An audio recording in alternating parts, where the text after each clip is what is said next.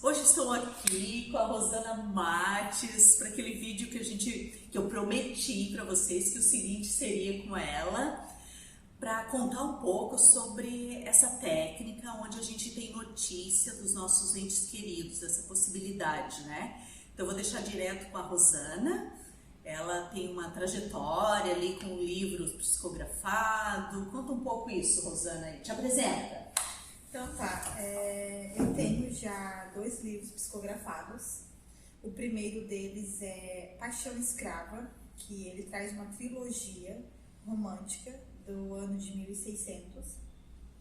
E o outro, que está exposto na Amazon, se chama Eu Não Existo Sem Você. Também é uma história romântica. E a partir disso surgiram artigos que eu também psicografei com espíritos e que eu acabei criando um blog, desenvolvendo um blog para postar esses artigos. Só que através dessas psicografias, desses artigos, eu acabei desenvolvendo outra técnica, que é a técnica de Chaillot, né? Essa técnica ela tem como objetivo se comunicar com pessoas que já faleceram. Então, para você que precisa notícias, né, que não deu para se despedir, que não conseguiu dizer algo que ficou para trás, né? Então, a técnica ela traz essa possibilidade, né? Eu tenho visões dos ocorridos com o espírito que já faleceu. A técnica ela mais ou menos se desenvolve com o sentir, com o ouvir e com o ver, tá? Eu vou narrando para as pessoas o que eu estou vendo, o que está acontecendo, e é muito importante que quem vem até nós, ela saiba e tenha informações bem particulares da pessoa que já faleceu. Isso, gente, eu quero frisar que é bem importante essa parte que a Rosana está falando, que quem venha a procurar o nosso trabalho, que tenha uma convivência, que tenha tido uma convivência, uma proximidade, de entender alguns detalhes da vida da família, dessa pessoa, porque vai facilitar bastante, que ela tenha uma linguagem metafórica, assim, vai vindo umas coisas soltas, um cenário, imagens para ela de forma solta. Então essa primeira parte é para a pessoa justamente ter essa segurança que aquilo que a Rosana está vendo faz sentido. Sim. O lugar, o cenário, o número que tem a relação com a idade, ou uma data importante daquela pessoa, uma data de nascimento, ou de mês que faleceu, né? Então, num primeiro momento, depois ela vai entrando aí nos detalhes relacionados à morte, ou como é que essa pessoa está, né? Coisas mais particulares, E isso se faz necessário porque quando você vem em busca de alguém, não necessariamente você vai ter contato só com aquele espírito. Aconteceu algo bem interessante em uma das sessões que um casal me procurou buscando informações do filho. Ele faleceu de acidente e eles queriam um contato, uma notícia dele. Só que antes disso, eu fui trazendo informações que não batiam com o filho que eles haviam perdido. Só que o homem, ele percebeu que as informações batiam com o irmão, que ele tinha perdido há 30 e poucos anos atrás. Então, essa é a importância de você ter uma familiaridade e ter um conhecimento mais aprofundado daquele espírito que você vem buscar. Porque as informações, elas vêm e eu só vou transmitindo. Sim. Quem vai me confirmar é a pessoa que está ali presente. Isso. Né? E isso se faz necessário para saber de fato com quem você está entrando em contato. Sim. Uhum. E após isso, aí vão vindo as coisas mais pessoais, né? Mais particulares, mensagens. Rosana, teve uma situação que nós estávamos falando ainda há pouco, daquele acidente que aconteceu que a família não entendia como ele tinha falecido, que o carro passou por cima. Sim, então foi desse casal, eles vieram para se comunicar com o filho, o irmão veio em primeiro momento, né? E ele me perguntou, ele disse, eu queria saber o que aconteceu com ele, porque para nós é uma incógnita. A gente não tem certeza, só tem boatos, mas a gente não tem certeza. E aí então eu comecei a narrar a trajetória desse espírito. Ele estava num bar e embarcou na moto e estava vindo embora, e uma dor muito forte no peito, e ele caiu no chão e um carro passou por cima. E nisso eu sentia muita dor nos meus pulmões e uma falta de ar tremenda, e parece que de repente meus pulmões explodiram e eu fiquei sem ar. E eu passei essa informação para ele e ele disse, a gente sempre suspeitou que um carro bateu e passou por cima. Só que a moto estava muito longe de onde o corpo estava. Então não daria para ter arrastado o corpo por causa que era sentido contrário, entende? Então, devido àquelas narrações, ele foi perguntando, ele foi indagando e se concretizou aquela suspeita que eles tinham, que o fato que levou o irmão dele mesmo a óbito foi a questão do carro ter passado por cima e feito essa pressão nos pulmões dele, estourado os pulmões, né? Então ele conseguiu obter essa informação dentro da sessão, que para ele estava incompleta, né? Eu atendi uma mãe que ela perdeu um filho de 5 anos. Eu até vou postar no blog para quem tiver interesse depois em acessar. Eu vou deixar o link. Vou postar a sessão que eu tive com ela e ela perdeu o filho e foi um ping-pong de vai para o hospital e volta e não se descobriu o que ele tinha. E numa dessas ele foi e não voltou mais. Ele ficou internado, foi para UTI e faleceu. E o menino narrou nitidamente para mim a trajetória que foi a última vez que ele viu a mãe.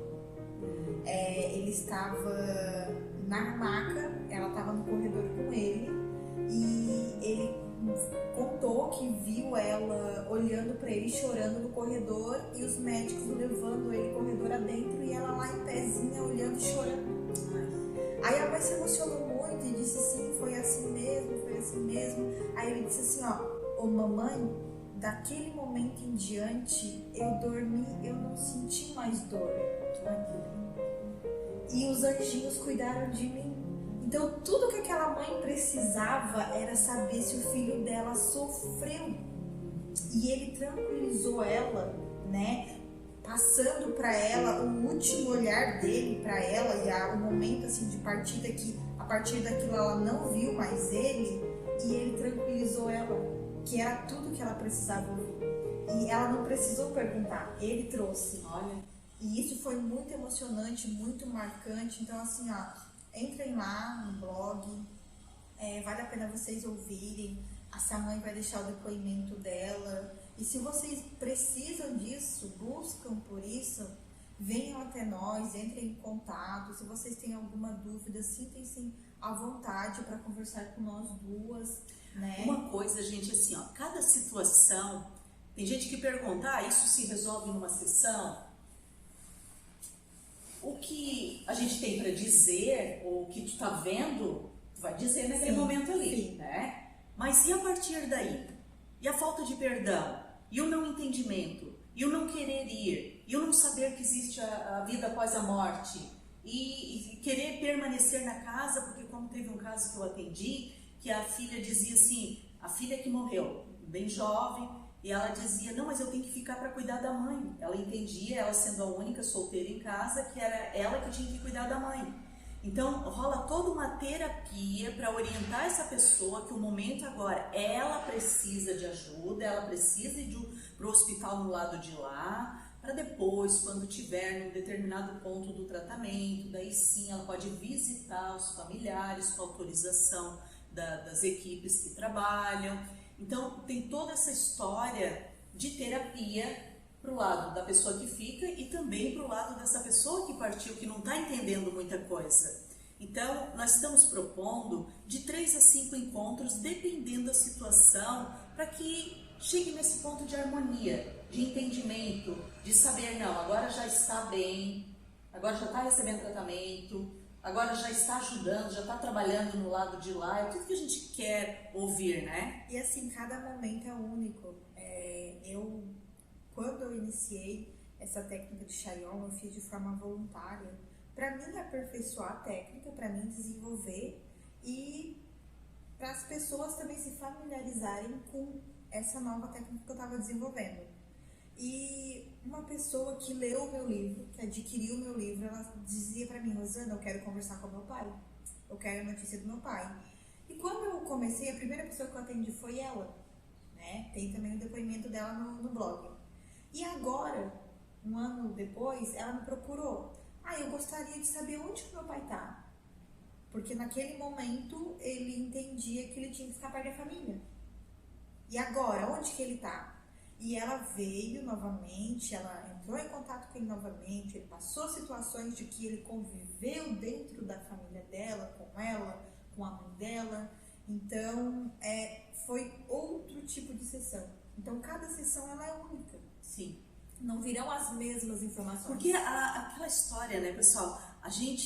Cada um de nós, a gente é fruto de muitas crenças, a gente é fruto da nossa educação, da nossa religião, da nossa cultura.